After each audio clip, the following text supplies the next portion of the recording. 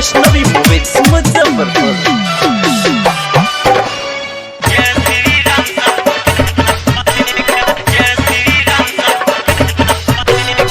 Court के फैसला आ गइल बाटे,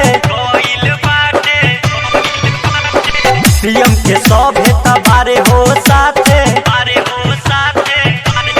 ए हो कोर्ट के फैसला आ गइल बाटे, सीएम के सभे तबारे हो साथे। केहू नहीं बोली तमारे देह बोली, केहू नहीं बोली तमारे देह बोली, आ रहिया में सभे कहेगा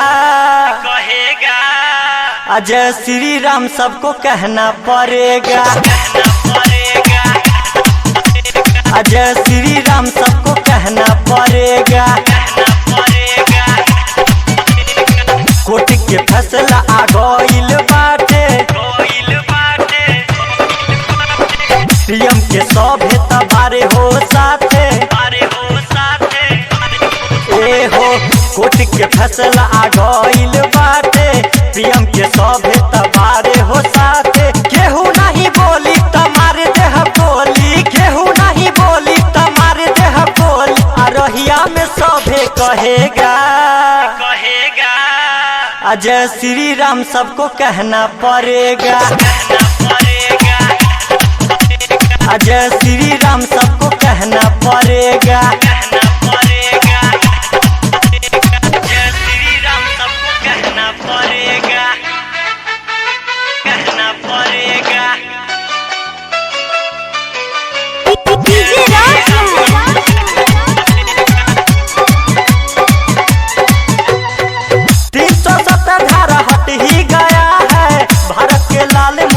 ही गया है, 370 धारा हट ही गया है, भारत के लाल मोदी डट ही गया है। भगवा के रंगे रंगाइल सब बाटे, बोली के हुता कटाई हाथे हाथे, ए हो भगवा के रंगे रंगाइल सब बाटे, बोली के हुता कटाई हाथे हाथे। सभे विपक्षी तो है अपने साथे, सभे विपक्षी तो है अपने साथे, उनको भी चलना पड़ेगा, जय श्री राम सबको कहना पड़ेगा, जय श्री राम सबको कहना पड़ेगा।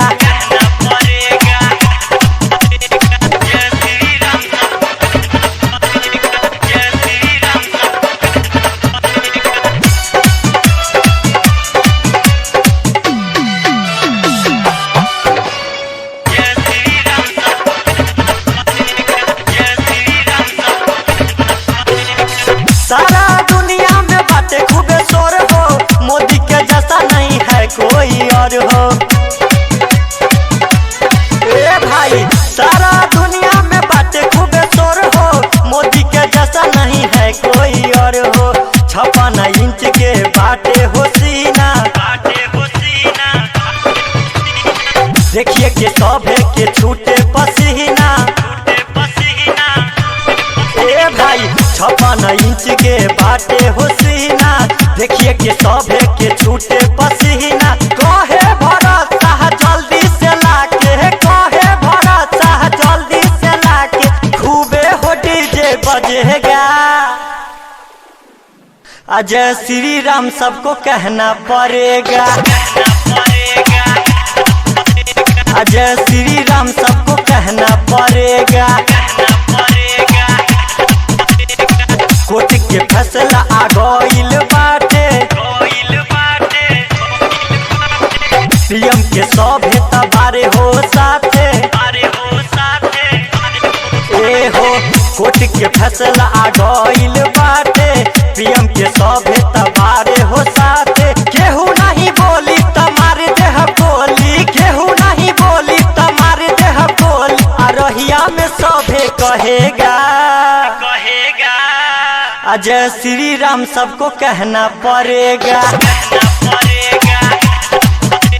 जय श्री राम सबको कहना पड़ेगा।